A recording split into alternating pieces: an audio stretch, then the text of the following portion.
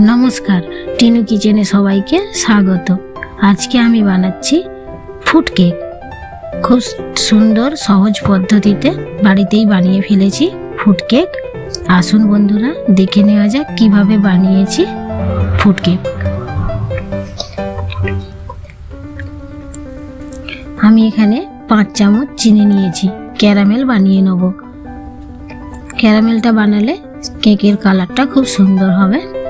হালকা আঁচেতে আমি এবার চিনিটা গলিয়ে ক্যারামেল বানিয়ে নিচ্ছি। ভালোভাবে চিনিটা নাড়াতে থাকতে হবে, নাহলে বসে যাবে আর পুড়ে গেলে কালারটা ভালো হবে না। এবার আমি 1 কাপ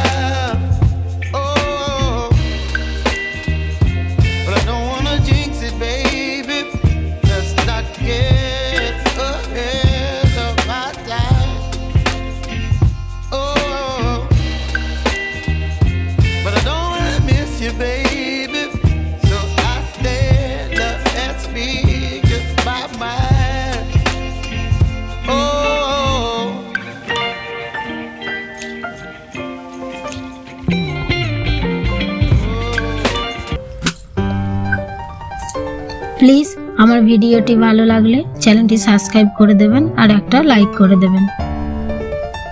এবার আমি ভালোভাবে মিশিয়ে নেব।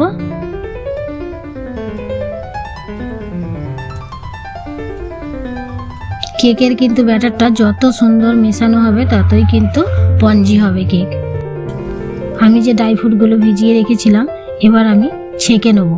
ড্রাই ফ্রুটগুলো পরে দেবো, আগে আমি ক্যারামেলটা ভালোভাবে দিয়ে মিশিয়ে নেব, তাহলে কিন্তু ওটা মেশাতে সুবিধা হবে।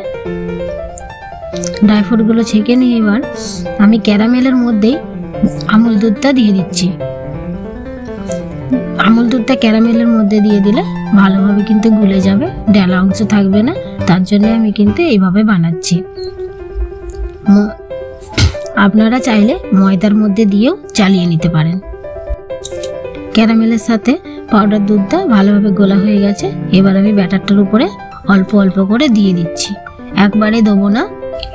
একবারে দিয়ে দিলে আবার ব্যাটারটা যদি পাতলা হয়ে যায় তখন আবার কিন্তু অসুবিধা হয়ে যাবে। তার জন্যই আমি অল্প অল্প দিয়ে বানাচ্ছি।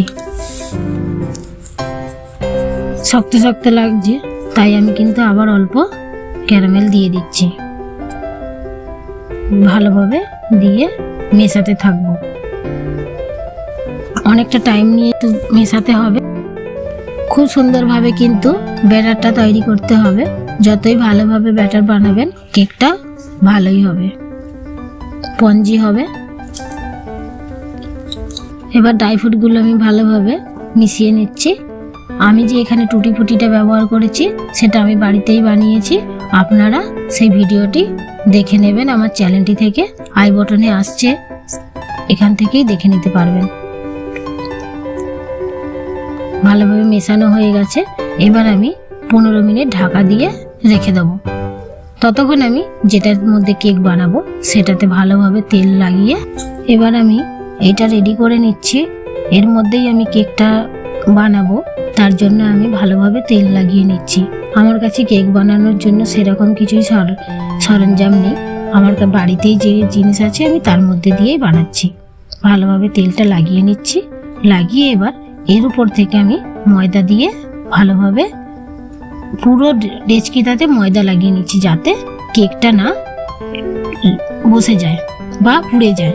আপনারা এইভাবেও করতে পারবেন। আপনাদের কাছে যদি বাটার পেপার না থাকে এভাবেই পারবেন। ফিরে এলাম 15 মিনিট পর। এবার ড্রাই ফ্রুটগুলো কিন্তু নিচে বসে গেছে, তার জন্য ভালোভাবে আবার গুলিয়ে নিচ্ছি। নিয়ে আমি এবার দিয়ে দেবো ডেচকির মধ্যে।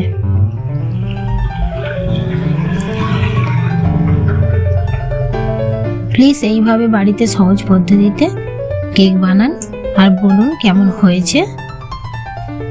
এবার আমি কেকটা একটু সাজিয়ে নিচ্ছি। উপর থেকে কাজুগুলো ভালোভাবে দিয়ে দিচ্ছি একটা একটা করে, আর কটা টুটি ফুটি দিয়ে দিচ্ছি যাতে দেখতে সুন্দর লাগে। আমি এইভাবে বানিয়েছি।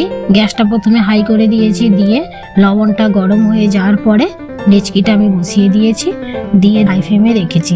ভালোভাবে ঢাকা দিয়েছি যাতে হাওয়াটা না পাস হয়ে যায়। ফিরে এলাম 20 মিনিট পর। দেখে নেবো হয়েছে কিনা। দেখুন এখনো কিন্তু কেকটা রেডি হয়নি, ব্যাটারটার ছুরিতে লেগে যাচ্ছে। আমি আরো কিছুক্ষণ অপেক্ষা করব। ফিরে এলাম আধ ঘন্টা পর। দেখছি খুব সুন্দর হয়েছে। তো প্লিজ একটু টাইম নিয়ে বানাবেন, লো ফ্লেমে বানাবেন, তাতে কিন্তু কেক পুড়বে না। কেকটা এবার আমি সাইডে সরিয়ে রাখছি অল্প ঠান্ডা হওয়ার জন্য। ভালোভাবে ছুরি দিয়ে সাইডটা আমি সরিয়ে নিচ্ছি যাতে ভালোভাবে কেকটা ছেড়ে যায়। এইভাবে আমি উল্টে কেকটা প্লেটে নিয়ে নিচ্ছি। ময়দাগুলো দেখুন একটু কেকে লেগে গেছে, অসুবিধা নেই, কেক তো পড়ে নেই। দেখুন দারুণ হয়েছে কেকটা। ময়দা লেগে গেছে, ওগুলো একটু মুছে নেব। কত সুন্দর সফট হয়েছে। যারা কেক পছন্দ করেন তারা প্লিজ কেকটা বানান, বানিয়ে বলুন কেমন হয়েছে। এইভাবে বাড়িতে কিন্তু ফ্রুট কেক বানিয়ে খেলে দারুণ লাগবে। এইভাবে কেক বানিয়ে ফেললে বাড়িতেই আর কিন্তু আপনারা কিনে খাবেন না। এত দারুণ স্বাদ বাড়িতে বানালে কেকের, সেটা কিন্তু বানালেই তবেই জানতে পারবেন। প্লিজ এইভাবে বানান আর বানিয়ে খেয়ে বলুন কেমন হয়েছে। প্লিজ আমার ভিডিওটি ভালো লাগলে চ্যানেলটি সাবস্ক্রাইব করে দেবেন আর একটা লাইক করে দেবেন। কমেন্টে জানাবেন কেমন হয়েছে। আমি দুটো ছবি তুলে নিয়েছি কেকের।